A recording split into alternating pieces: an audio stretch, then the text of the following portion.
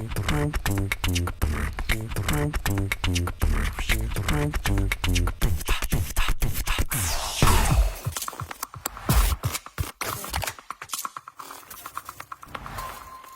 figure out how would I compare to a picture. Achana na Mosh. So we are all again, supposedly one paycheck away from from homelessness. No. Anyway, Mika has a solution. It was a church. Carry So on. I need to say this. There is a vast majority of churches that don't operate that way.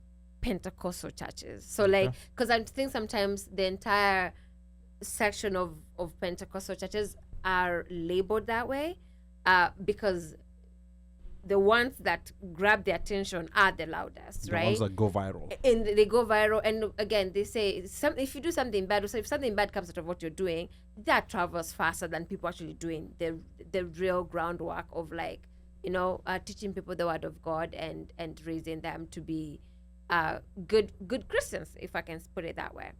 Now, having watched so many documentaries, and I just don't want to start naming other religions, especially the offshoots of Christianity. I'm not even going to any other. I'm just within the Christian faith, but the offshoots of that.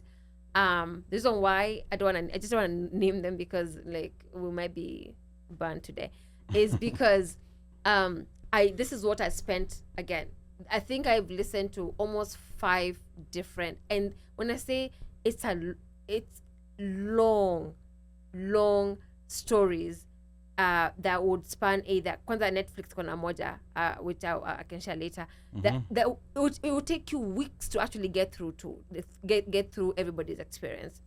What I learned is we all want to belong, right? We all want to belong, something outside just our everyday life. So let's say you have a family, and you belong to that family. But everybody wants to belong somewhere else. They want to feel like I have a purpose in life. And so if you combine those things and you combine them with whatever it is that you believe in, it's easy for you if the people in that group, I'm not gonna call it faith, that group, if they make you feel that you belong, that you matter, that you add value, if you don't have the guardrails of critical thinking, you can fall into a cult without knowing. And I normally say we don't have to go far. MLMs are cultish to begin with. You mean multi-level marketing? Multi-level. Those are cults in a different name. Was it called Organo Coffee? Because walitutesa sana. Some of the things number one, you also the idea of like you'll be wealthy, you'll be able to provide for your family, you have the lifestyle you want, right? There's an incentive for you, right? You want to belong to this club, so that's a belonging. There's a sense of belonging at that point. Primerica. There are so many. Right? There's so many. So, and by the time you realize that, wait a minute, I'm not even benefiting the way I thought I was supposed to be benefiting, you've spent a ton of your time and money doing that thing, right? Now, try to put that entire thing into a faith that you actually believe, and somebody is telling you that God has called you to to be part of this ministry, and they give you everything that you're looking for in terms of like a purpose, belonging.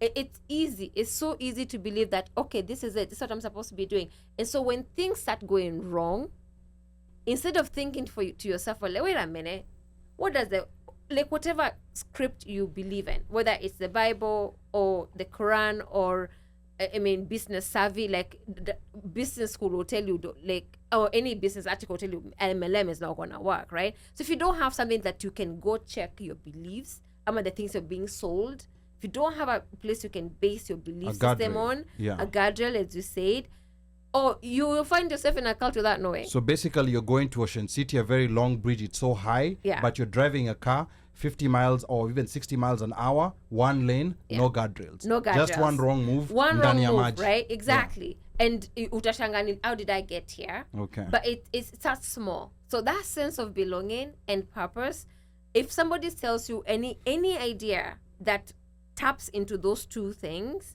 into the fears, into the fears of being relevant in this world, if somebody taps into take a step back and be like, okay, does this fit in what I believe things are supposed to be? If it does not, and if also they try to make it like quick, like if you don't do it right now, like if you don't believe right now, if you don't jump into this opportunity right now, that selling of like it has to be immediate, like you have to do it right now, that is what kind of gets you into it. And before you realize, you're like, oh my word. So it's easy. You'd rather, I normally say, you'd rather offend people. You'd rather fall out with men of God, as they call themselves, if they're going to use that as a reason why you're supposed to be part of their church or part of their, whatever they're trying to get you to be in. You'd rather fall out with a person than sell your life into things that you don't really know. Wow, like Forex. Yeah. Let's not even talk about Forex sorry. because like I'm gonna get into trouble, because I already got into trouble by some people who are in the business. So let's not talk about Forex also being an MLM. But